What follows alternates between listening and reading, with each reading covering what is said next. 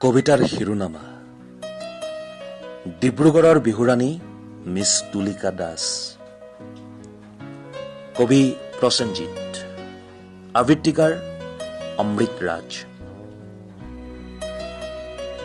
ডিব্ৰুগড়ৰ বিহুৰাণী মিছ তুলিকা দাস, ফেচবুকৰ মজিয়াতে চিনাকি আমাৰ।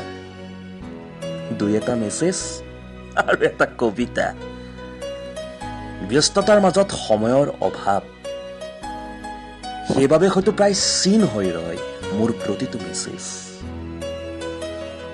নিসংগতাই আৱৰা মোৰ বাস্তৱ জীৱনৰ যাত্ৰা, আৰু হঠাৎ তাতেই দিন তোমাৰ সহায়। শুনিবলৈ আহিলা তুমিও নিৰ্জনতাৰ নিসংগ সুৰ। বিহু নাচি ভাল পোৱা বিহুৱতীজনী, বহুত বেছি শুৱনি তুমি। তোমাৰ উকা কপালৰ সেই ৰঙা ফুটটো, আৰু দুটি ওঠত জিলিকি থকা তোমাৰ সেই নিচিকিয়া হাঁহিটো। উফ, ইমানো ধুনীয়া নহবাচোন তুমি, নহলে মোৰ প্ৰেমিকা জোনবাইজনী হেৰাই পৰিব অভিমানৰ বুকুত সাৱটি। ডিব্ৰুগড়ৰ বিহুৰাণী